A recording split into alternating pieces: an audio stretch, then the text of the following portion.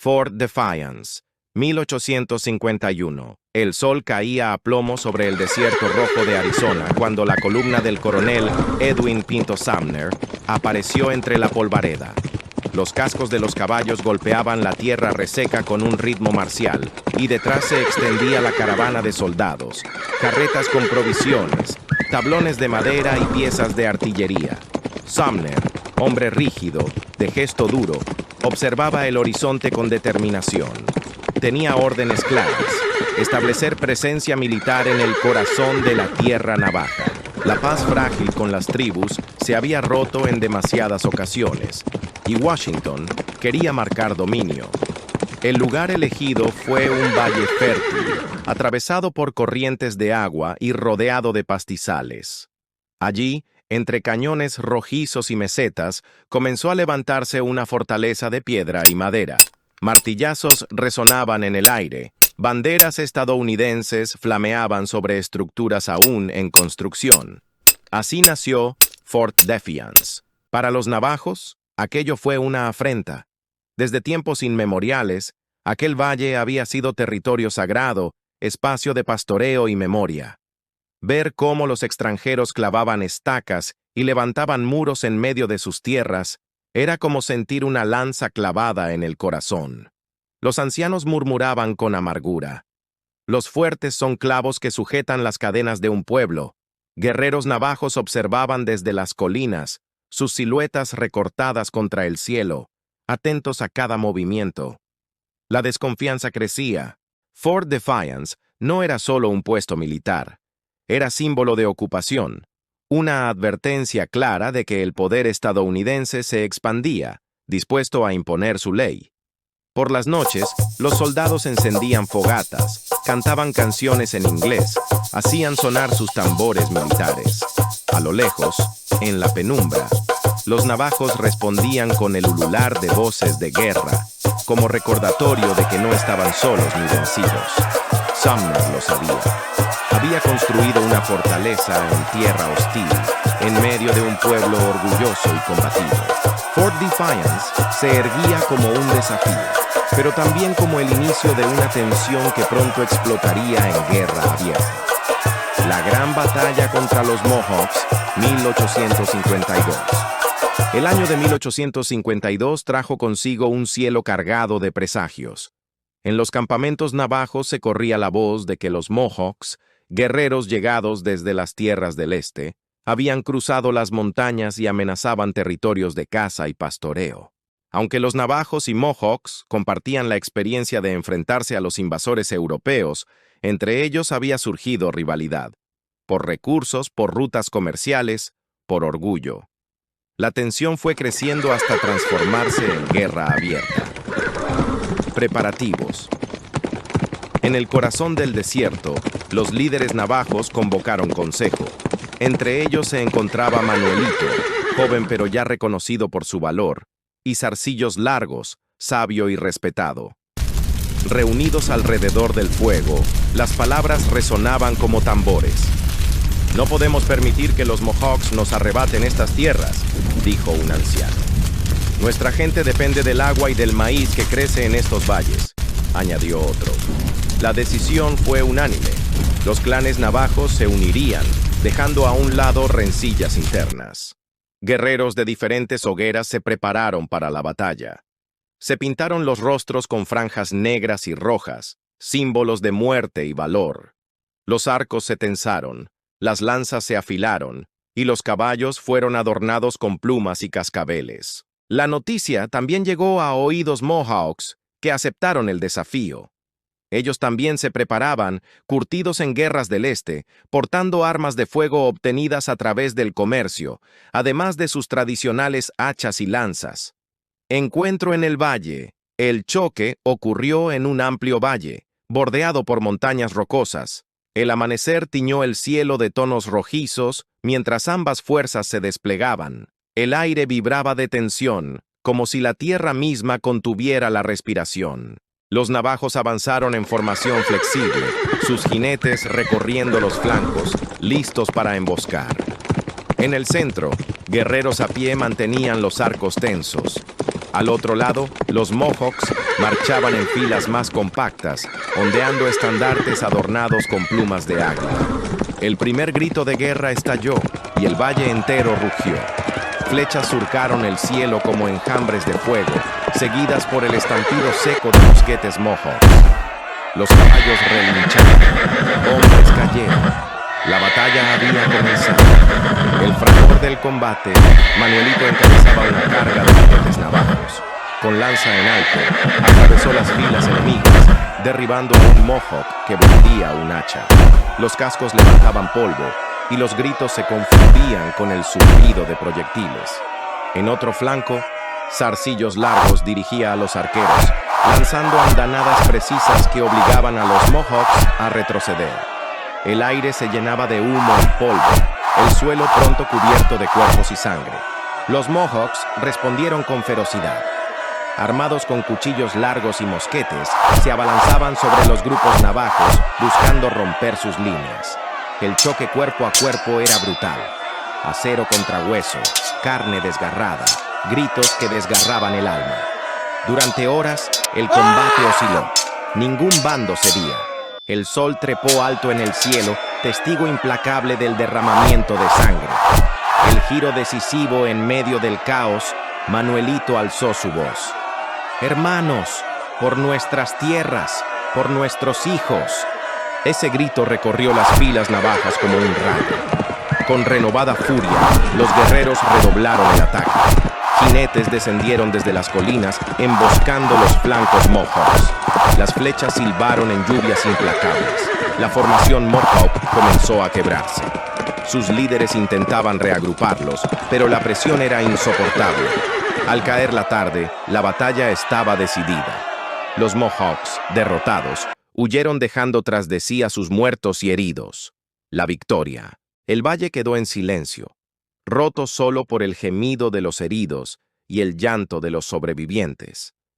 Los navajos habían triunfado. Encendieron hogueras esa noche, no para celebrar con arrogancia, sino para honrar a los caídos. Los ancianos proclamaron que la victoria debía ser recordada como un ejemplo de unidad.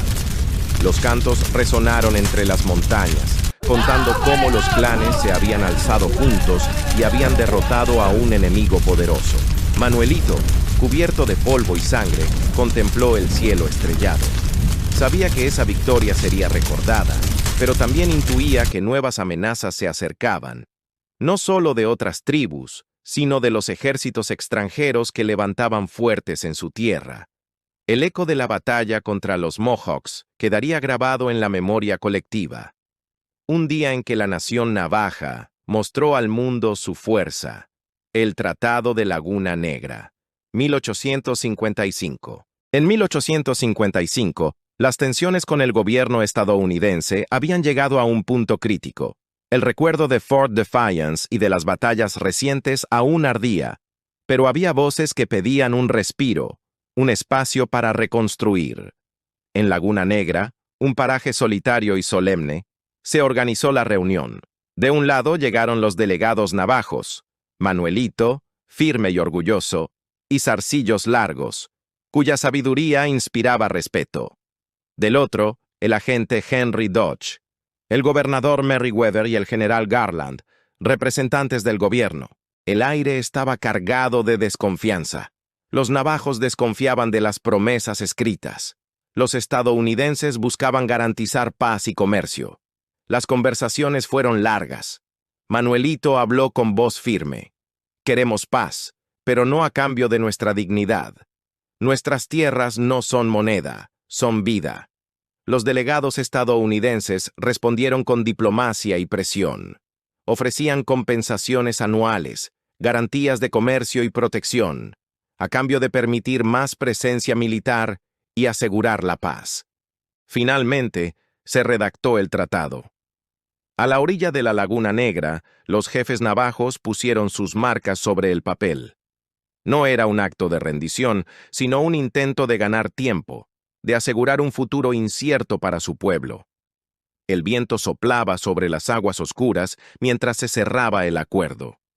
Nadie estaba completamente satisfecho. Para los navajos, era un paso forzado en medio de un camino lleno de amenazas. Para los estadounidenses, un triunfo diplomático que cimentaba su avance en el suroeste. Laguna Negra quedó grabada en la memoria como un día de promesas frágiles, una paz escrita, nacida de la necesidad, marcada por la desconfianza y la certeza de que la lucha por la tierra aún estaba lejos de terminar. Fort Defiance, 1858. El sol nacía sobre las mesetas rojas y los llanos interminables del suroeste. Entre los cañones, los rebaños navajos se movían como manchas vivas sobre la hierba escasa. Para ellos, el ganado no era solo sustento, era símbolo de prestigio, riqueza y continuidad. Pero en el corazón de esas tierras sagradas se alzaba una fortaleza extranjera. Fort Defiance. El fuerte en tierra ajena. Construido 7 años antes por el coronel Edwin Sumner, Fort Defiance era un bastión de piedra y madera que imponía su sombra sobre los valles. Para los soldados, representaba orden y control. Para los navajos era una afrenta, un clavo incrustado en la carne de su territorio. Los problemas surgieron pronto. Los oficiales del fuerte reclamaron para sí los mejores pastizales de la zona, expulsando a los navajos que llevaban generaciones pastoreando allí. Los soldados disparaban al aire o confiscaban ganado con la excusa de proteger sus corrales. Nuestros caballos y ovejas no tienen dónde alimentarse, protestaban los pastores navajos. Quieren hambre para nosotros y abundancia para ellos.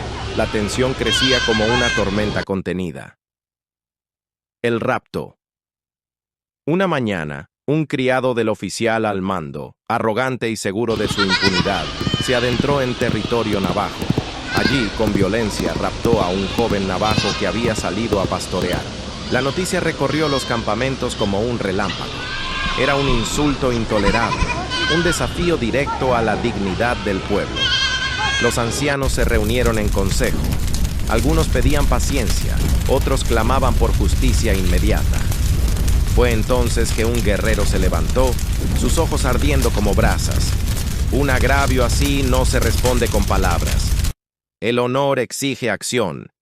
La venganza. De noche, un grupo de guerreros navajos acechó los alrededores de Fort Defiance. Se movían como sombras entre los matorrales, invisibles bajo la luz tenue de la luna.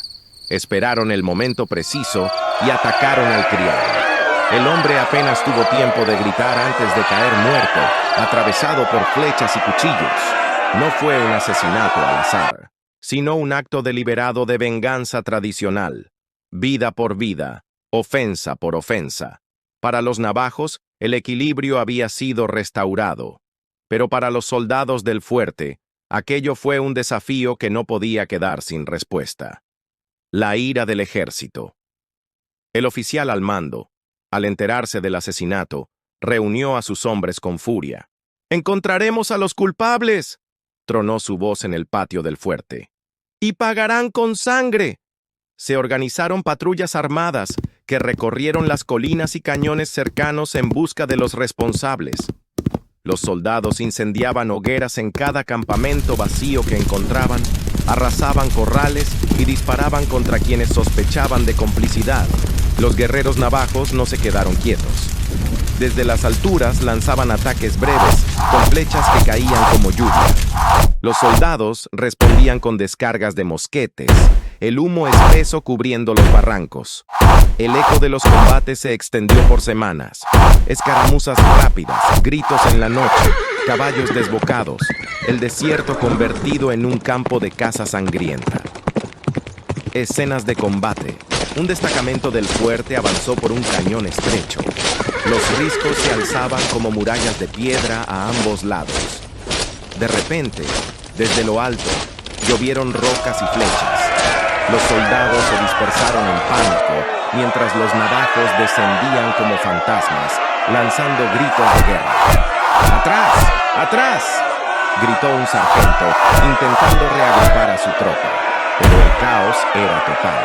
Algunos soldados fueron arrastrados fuera de sus caballos, otros quedaron tendidos en el polvo. Solo con gran esfuerzo lograron escapar, dejando atrás cuerpos y armas. En otra ocasión, un grupo de navajos atacó una caravana de suministros que se dirigía a Fort Defiance. El polvo de los caballos se mezclaba con el humo de los disparos. Los guerreros arrebataron ganado, víveres y pólvora, retirándose antes de que llegaran refuerzos. El dolor de las familias. En los campamentos navajos, el ambiente era sombrío. Las mujeres recogían a los heridos, limpiaban heridas con hierbas, cantaban plegarias antiguas. Los niños miraban con ojos grandes, aprendiendo demasiado pronto que la vida bajo la sombra de Fort Defiance significaba guerra. Una anciana junto al fuego murmuró: «Ellos dicen que traen civilización, pero lo único que siembran es miedo». El contrapunto en el fuerte. Mientras tanto, dentro de Fort Defiance, los soldados reforzaban murallas, construían nuevas trincheras y mantenían las armas siempre cargadas. Las noches eran largas, con guardias nerviosos escuchando cada crujido del desierto. El comandante sabía que había desatado una espiral peligrosa. Cada ataque navajo justificaba más represión, y cada represión alimentaba más resistencia. Un año de furia.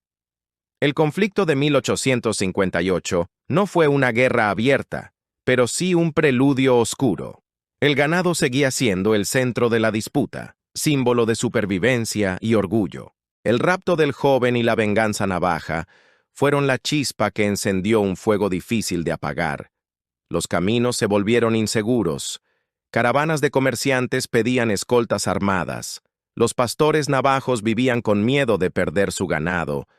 Los soldados con miedo de ser emboscados en cualquier momento. El sol y la tierra parecían testigos silenciosos de una lucha que no tenía fin. Cierre. Al finalizar el año, ni el ejército ni los navajos podían reclamar victoria. Ambos bandos habían perdido hombres, ambos habían visto el humo de hogares quemados. El Tratado de Laguna Negra, firmado apenas 3 años antes, parecía papel mojado bajo la lluvia de pólvora. Fort Defiance seguía en pie, desafiante, pero cada piedra de sus muros estaba marcada por la desconfianza y el odio que había sembrado. Los ancianos navajos repetían alrededor del fuego: «Un fuerte en medio de nuestra tierra no es una señal de paz.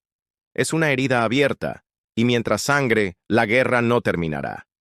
Y así, 1858 quedó grabado en la memoria como el año en que el resentimiento entre navajos y soldados dejó de ser un murmullo para convertirse en un grito de guerra. El año del fuego, 1860, el eco de la discordia. La guerra no siempre empieza con un cañonazo. A veces comienza en la tensión contenida, en la rabia acumulada tras años de afrentas. Desde la construcción de Fort Defiance, los navajos habían sentido que una sombra extranjera crecía en medio de su tierra. El año 1858 había encendido el fuego, pero fue 1860 el que se convirtió en un infierno abierto. El invierno había sido duro.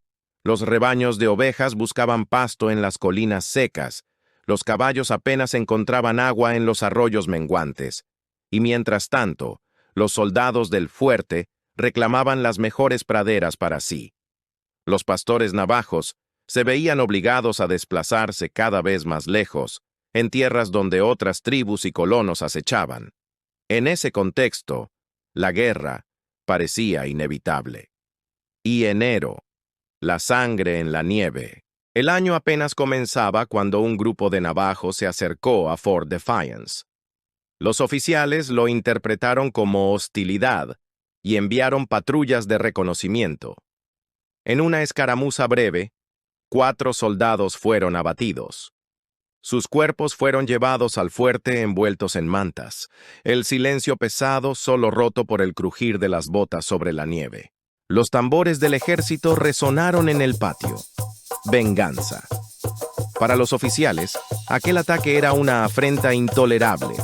Para los navajos, era justicia. Si el ejército ocupaba su tierra, debía pagar el precio. La noticia corrió por todo el territorio. En los campamentos, los ancianos alzaban la voz. «Los soldados no nos dejarán en paz. El invierno traerá guerra. Abril. El rugido de 1000 guerreros». El nombre de Manuelito, joven pero ya líder respetado, recorría los campamentos como un estandarte.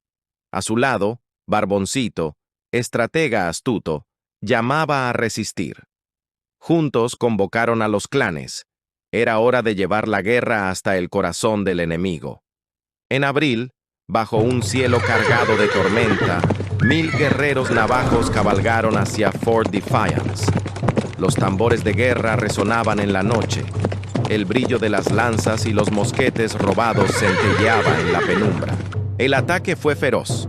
Flechas incendiarias cruzaron el aire, encendiéndose contra los muros del fuerte. Los soldados respondieron con descargas cerradas de fusilería, el humo espesando la madrugada. ¡Resistid!, gritaba un capitán desde lo alto de la empalizada. Los navajos se lanzaban contra las murallas. Los guerreros disparaban desde detrás de rocas y troncos. El estruendo era tal que parecía que la tierra misma temblaba. El asalto duró horas. Aunque los navajos demostraron valentía y organización, el fuerte resistió. Sus muros de piedra y su artillería ligera inclinaron la balanza. Al amanecer, Manuelito ordenó la retirada. El aire olía a sangre y pólvora. Los gritos de guerra se mezclaban con el retumbar de los cascos alejándose hacia las colinas. El ataque no había destruido Fort Defiance, pero sí había dejado un mensaje. Los navajos podían desafiar incluso al corazón del poder militar. Las expediciones conjuntas, la respuesta española en siglos anteriores, parecía repetirse ahora bajo bandera estadounidense. El ejército ya no estaba solo. Aliados mexicanos-americanos, Zúñiz y Yutas, se sumaron a la campaña de castigo. Caravanas enteras se adentraban en tierras navajas, columnas de soldados uniformados, grupos de exploradores Zúñiz que conocían cada sendero y guerreros Yutas ansiosos por cobrar viejas cuentas. El avance era implacable. Las aldeas navajas eran incendiadas, sus corrales saqueados, los rebaños arrebatados. Los guerreros que intentaban resistir eran perseguidos sin descanso. No buscan solo nuestra rendición, dijo Manuelito en un consejo. Buscan borrar nuestra forma de vida. Mayo, octubre, la milicia de los 400. El conflicto ya no era solo asunto del ejército. En mayo, 400 novomexicanos organizaron una milicia civil. Armados con rifles, machetes y hambre de botín, cruzaron la frontera hacia territorio navajo. No eran soldados disciplinados. Eran granjeros, vaqueros y cazadores, endurecidos por años de conflictos con tribus. Su guerra era brutal. Navajos, en respuesta, organizaron emboscadas, atacaban caravanas, robaban ganado cerca de Santa Fe, hostigaban a quienes intentaban penetrar más hondo en su territorio. La tierra se volvió un campo de sombras, donde nadie estaba a salvo. Sexins. Septiembre. Diciembre. Las 7 expediciones. El ejército intensificó su ofensiva. Entre septiembre y diciembre, 7 expediciones militares se internaron en tierras navajas. Cada expedición dejaba un rastro de muerte, chozas quemadas, corrales vacíos, pozos envenenados. En total, 23 navajos fueron asesinados en estas campañas. Para el ejército, era un número suficiente para considerarlo represalia exitosa. Para los navajos, era una herida más en un cuerpo ya desgarrado. En los campamentos, las mujeres lloraban a sus muertos. Los ancianos cantaban plegarias al fuego, pidiendo fuerza a los espíritus de la montaña. Manuelito, mirando el horizonte desde una colina, apretaba los puños. Nos llaman salvajes, murmuraba, pero son ellos quienes traen el fuego y la muerte a nuestra tierra. Escenas de guerra. La emboscada en el cañón. Un destacamento de soldados avanzaba confiado, con aliados yutas en la vanguardia. Al entrar en un paso estrecho, los navajos cayeron sobre ellos desde lo alto. Flechas y disparos rebotaban en las rocas. Los caballos se encabritaron. Algunos soldados rodaron por el barranco. Aunque los refuerzos lograron salvarlos, el mensaje era claro. El territorio navajo era un laberinto mortal. La defensa de los rebaños, En otra ocasión, un grupo de milicianos intentó arrebatar ovejas de un campamento aislado. Las mujeres, en lugar de huir, se interpusieron golpeando ollas y lanzando piedras. Los guerreros llegaron poco después y se desató un combate feroz. El polvo, los relinchos y los gritos hicieron de aquella escena un infierno breve, donde la tierra misma parecía arder. Eito. La resistencia espiritual. A pesar de las pérdidas, los navajos mantenían viva la esperanza. Cada noche, las hogueras se encendían en lo alto de las colinas. Los cantos de guerra resonaban como un recordatorio de que aún quedaban fuerzas. Barboncito, con voz firme, alentaba a los jóvenes guerreros. Nos pueden quemar las casas, arrebatarnos el ganado, pero mientras recordemos quiénes somos, no podrán destruirnos. Los ancianos transmitían historias de resistencia antigua, comparando las luchas contra los españoles siglos atrás con la nueva guerra contra el ejército estadounidense. Para ellos, era la misma batalla, solo con diferentes rostros. El desgaste. El año 1860 dejó cicatrices profundas. Los navajos habían demostrado valentía, habían lanzado el mayor ataque de su historia contra Fort Defiance. Pero la respuesta fue devastadora. Expediciones, milicias y la constante presión de pueblos aliados al ejército. Las aldeas estaban más pobres, los rebaños diezmados, las familias dispersas. Muchos comenzaron a preguntarse cuánto tiempo podrían resistir. Pero Manuelito y Barboncito mantenían el espíritu en alto. Sabían que rendirse significaba aceptar la desaparición de su pueblo.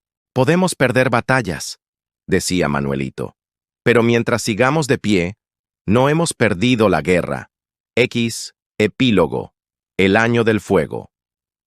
El 1860 quedó en la memoria navaja como el año del fuego. El año en que la tierra ardió bajo la furia de 1000 guerreros y la venganza de ejércitos extranjeros. Los soldados en Fort Defiance se felicitaban por haber contenido la rebelión. Los milicianos regresaban a sus hogares con botín y esclavos. Pero en las montañas y cañones, los navajos seguían allí, heridos, empobrecidos, pero no derrotados. La lucha no había terminado. Solo había entrado en una pausa, un silencio cargado de futuro. Porque en la historia de los navajos, cada derrota era semilla de resistencia. Y en el desierto rojo del suroeste, donde el viento lleva los ecos de los ancestros, la guerra nunca se daba por terminada. Un mundo al borde del abismo. El año 1861 amaneció con presagios oscuros. El cielo del suroeste ardía de tonos naranjas al amanecer, como si anunciara tormentas más allá de las montañas. En las planicies, los navajos continuaban con su vida, arreando ovejas, cuidando caballos, celebrando ceremonias bajo las estrellas.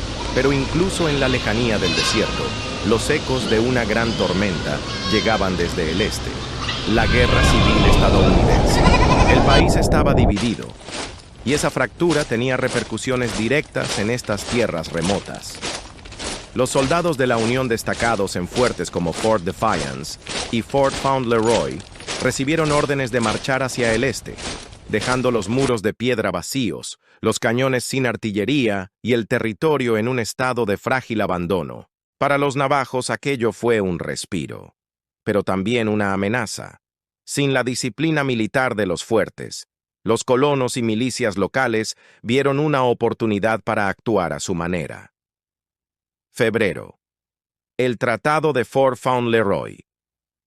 En febrero, un consejo inusual tuvo lugar en Fort Fauntleroy, un bastión de madera que más tarde sería conocido como Fort Wingate. Allí, líderes navajos, como Manuelito y Barboncito, se encontraron con oficiales de la Unión. El ambiente era tenso. Mesas improvisadas, documentos sobre pergamino, traductores apresurados. El oficial a cargo habló con solemnidad. La Unión quiere la paz. Mientras nuestros ejércitos combaten en el este, no podemos sostener otra guerra aquí. Los navajos escucharon, sus rostros firmes, tallados por el sol y la resistencia. Habían oído promesas antes y demasiadas veces se habían quebrado. Finalmente, un anciano tomó la palabra. Aceptaremos el tratado si respeta nuestras tierras y nuestro ganado. No queremos guerra, pero tampoco esclavitud ni hambre. El documento fue firmado. Las manos temblorosas de los traductores dibujaron nombres en tinta, mientras los jefes navajos asentían con desconfianza. El viento soplaba fuerte, como si el propio desierto dudara de aquellas palabras. Era un tratado más en una larga serie, un papel que intentaba poner orden en medio del caos, pero todos sabían que su cumplimiento sería frágil. Los prisioneros de Taos. Ese mismo mes, un suceso reveló la crudeza de la situación. El general Edward Canby, comandante en Nuevo México, recibió en Fort Fauntleroy a un grupo de 31 ciudadanos de Taos. Venían exhaustos, sus caballos polvorientos, arrastrando consigo un grupo de navajos prisioneros. Eran hombres, mujeres y niños, encadenados, algunos apenas capaces de sostenerse en pie. Los taoseños exigieron alimento y compensación por haberlos capturado. Canby los observó con mirada severa. Para él, aquello no era más que un abuso, civiles actuando como cazadores de esclavos bajo la excusa de la guerra. Se dirigió a sus oficiales. Estos prisioneros no son botín de guerra. Son seres humanos, y mientras yo comande este fuerte, no se comerciará con su hambre. Ordenó que fueran alimentados y liberados. Los ciudadanos de Taos protestaron, pero Canby fue inflexible. Para los navajos liberados, aquel acto fue un rayo de esperanza en medio de la oscuridad. Para los colonos, una afrenta a su derecho a tomar prisioneros. Marzo, el azote de los civiles. Pero las tensiones no terminaron ahí. En marzo, Canby recibió más informes inquietantes. 4 grupos distintos de civiles habían atacado campamentos navajos en busca de prisioneros. No era un ejército, ni una milicia organizada. Eran rancheros, comerciantes, aventureros que veían en los navajos una fuente de esclavos y riqueza. Los relatos eran desgarradores. Mujeres arrastradas de sus hogueras, niños arrebatados a sus familias, hombres asesinados en la defensa de sus rebaños. Los campamentos quedaban en silencio, apenas cenizas humeantes y huellas de caballos marcadas en la tierra. Canby, en un informe oficial, expresó su frustración. No luchamos contra los navajos solamente, luchamos contra la codicia de nuestros propios ciudadanos. Si no controlamos estas incursiones, cualquier tratado será letra muerta. Umbe. Escenas del desierto. 1. El asalto nocturno. En un campamento navajo, las familias dormían cuando un grupo de civiles irrumpió en la madrugada. Los perros ladraron, los guerreros apenas alcanzaron a tomar sus arcos. Los disparos iluminaron la noche. Una madre corrió con su hijo en brazos hacia las colinas, pero fue alcanzada. Los atacantes se llevaron a los niños como trofeos. El fuego devoró las chozas de madera y junco.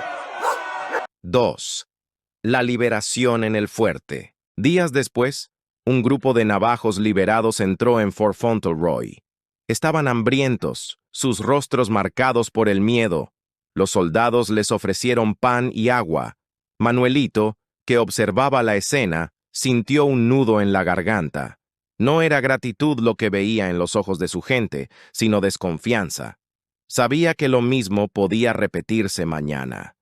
El dilema de Canby. El general Canby estaba atrapado en un dilema imposible. Con la guerra civil en marcha, apenas podía mantener guarniciones mínimas en Nuevo México. No tenía fuerzas suficientes para proteger cada campamento, cada ruta, cada rebaño. Y aún así, debía sostener la paz. En una carta a sus superiores escribió: Si abandonamos a los navajos a la codicia de colonos y civiles, sembramos las semillas de otra guerra. Pero si los defendemos, esos mismos colonos nos acusarán de traición. El equilibrio era frágil, como caminar sobre hielo delgado. Los consejos de los navajos. En los cañones y mesetas, los líderes navajos se reunían alrededor del fuego. Los ancianos hablaban de los tiempos pasados, cuando sus padres habían luchado contra los españoles y los franciscanos. Siempre vienen extranjeros con promesas de paz, dijo uno, la voz quebrada. Siempre nos ofrecen tratados que rompen al primer viento. Manuelito, con el rostro endurecido, tomó la palabra. No podemos confiar en ellos, pero tampoco podemos enfrentarlos ahora. Su guerra civil les distrae, y eso nos da un respiro. Aprovechémoslo para cuidar nuestro ganado, para mantener unidos a nuestros clanes. Barboncito asentía en silencio. Sabía que la lucha no había terminado, solo había cambiado de forma. Entre la guerra civil y la frontera. El eco de la guerra civil llegaba cada vez más fuerte. Noticias de batallas en Virginia, Carolina y Tennessee circulaban entre los soldados. Algunos recibieron órdenes de regresar al este. Las filas en los fuertes quedaban cada vez más vacías, los muros más desprotegidos. Para los colonos, era la oportunidad perfecta. Con menos vigilancia militar, podían lanzar ataques contra los navajos sin temor a represalias inmediatas. La frontera se convirtió en tierra de nadie, donde la ley la imponía el más fuerte. 9. La fragilidad de la paz. El tratado de Fort Fauntleroy se tambaleaba antes de cumplir un mes. Aunque estaba firmado, los ataques de civiles lo hacían inútil. Cada prisionero capturado, cada campamento arrasado, alimentaba la desconfianza de los navajos. Un anciano lo resumió en palabras simples. El papel de los blancos es débil. El fuego y la sangre pesan más. Los navajos comenzaron a replegarse hacia zonas más alejadas, escondiendo su ganado en cañones inaccesibles, moviéndose constantemente para evitar ataques. Era una paz de fantasmas, hecha de huidas y silencios. La larga marcha, 1863-1866. El ultimátum de Carleton.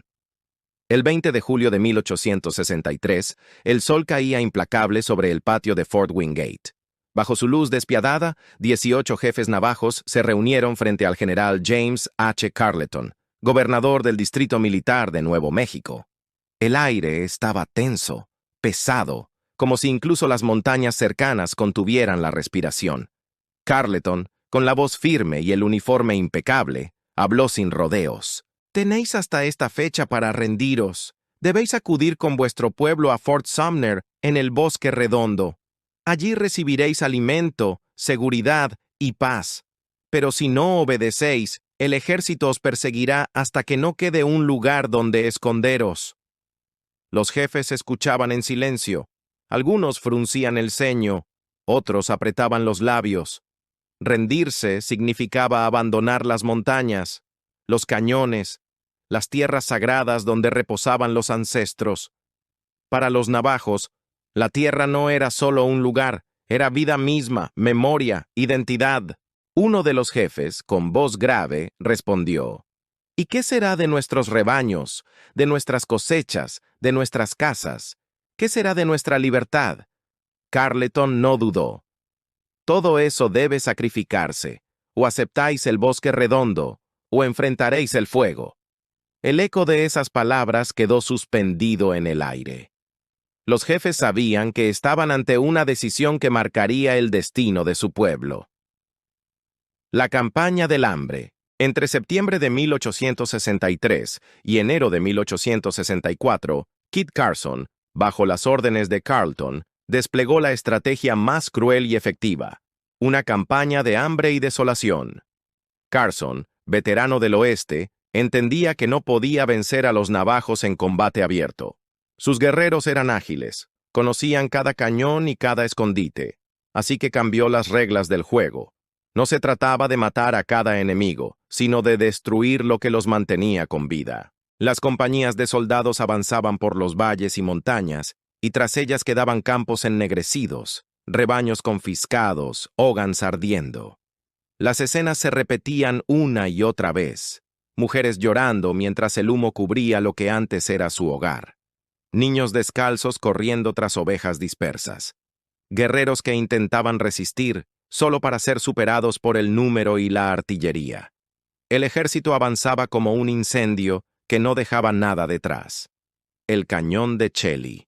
En el invierno de 1863, algunos destacamentos de Carson marcharon hacia el cañón de Chelly, el corazón de la resistencia navaja. Para los clanes, aquel cañón era refugio y fortaleza, altos muros de roca roja, tierras fértiles donde crecían maíz y calabazas, escondites imposibles de penetrar. Pero Carson llevó el fuego hasta allí. Sus hombres destruyeron sembradíos, derribaron corrales, prendieron hogueras en cada esquina del cañón. El humo se elevaba como una herida abierta en el cielo. Los navajos, ocultos en cuevas y grietas, observaban impotentes cómo la tierra que los había protegido por siglos era reducida a cenizas. Una anciana, al ver arder los campos, murmuró entre lágrimas: «Si quitan el alimento de la tierra, también quitan nuestra fuerza». El invierno que siguió fue uno de los más duros. Sin cosechas ni refugios, muchos navajos pasaron hambre. El frío calaba hasta los huesos y los soldados no dejaban de perseguirlos. La rendición inevitable, el invierno quebró la resistencia. Grupos enteros, hambrientos y exhaustos, comenzaron a rendirse. Las filas de prisioneros crecían cada semana. Los soldados registraban nombres, contaban cabezas de ganado confiscado y dirigían a los capturados hacia los fuertes. Barboncito, líder valiente, fue uno de los primeros en rendirse. Su gente no podía soportar más hambre. Armijo, otro jefe importante, lo siguió poco después. Cada rendición era un golpe para el orgullo navajo, pero también una decisión pragmática. Los clanes no podían sobrevivir otro invierno en esas condiciones. Manuelito, conocido por su valentía y por desafiar abiertamente al ejército en años anteriores, resistió más tiempo. Pero incluso él comprendió que luchar significaba condenar a los suyos. En 1866, Manuelito y sus seguidores también se entregaron. El destino estaba sellado. La larga marcha. El nombre se pronuncia con pesar en la memoria de los navajos. Hueldi, el sitio del sufrimiento. Para llegar allí, debían caminar cientos de kilómetros desde sus tierras hacia el Bosque Redondo, en Fort Sumner. No fue una marcha voluntaria, fue un éxodo forzado. Hombres, mujeres, ancianos y niños fueron reunidos en grupos vigilados por soldados armados. Sin carros ni caballos suficientes, la mayoría debió caminar a pie, cargando sus pocas pertenencias. El desierto se convirtió en un escenario de dolor. Ancianos que no podían seguir el paso caían al suelo, abandonados. Niños lloraban de hambre y sed bajo el sol inclemente. Mujeres cargaban bebés en brazos mientras arrastraban a otros hijos de la mano. Guerreros derrotados caminaban en silencio, con la mirada fija en el horizonte.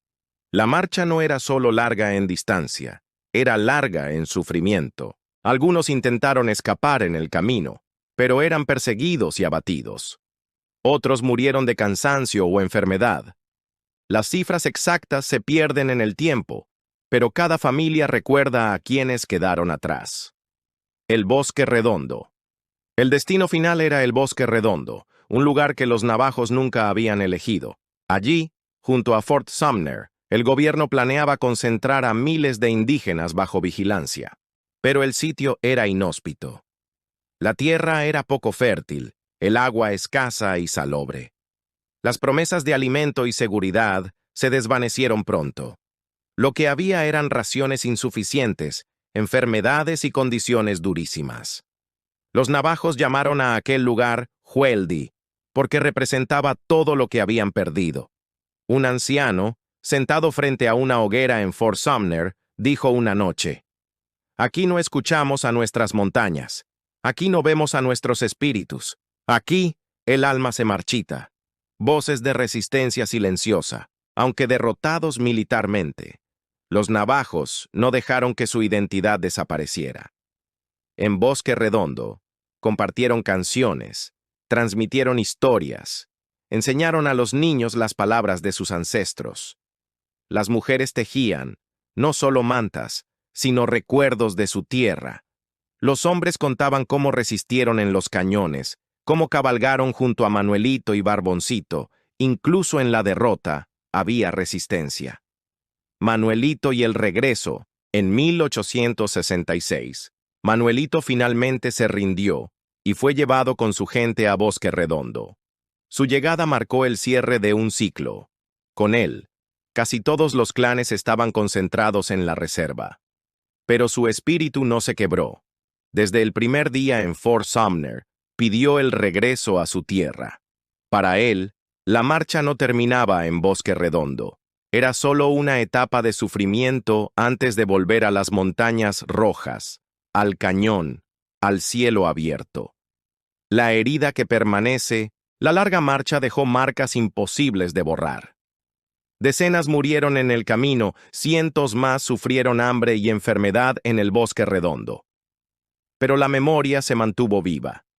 Cada paso de aquellos kilómetros forzados fue contado de generación en generación, no como simple historia, sino como advertencia y recordatorio.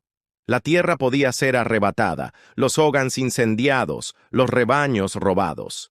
Pero la dignidad de un pueblo que se niega a desaparecer sobrevivió incluso a la marcha más cruel.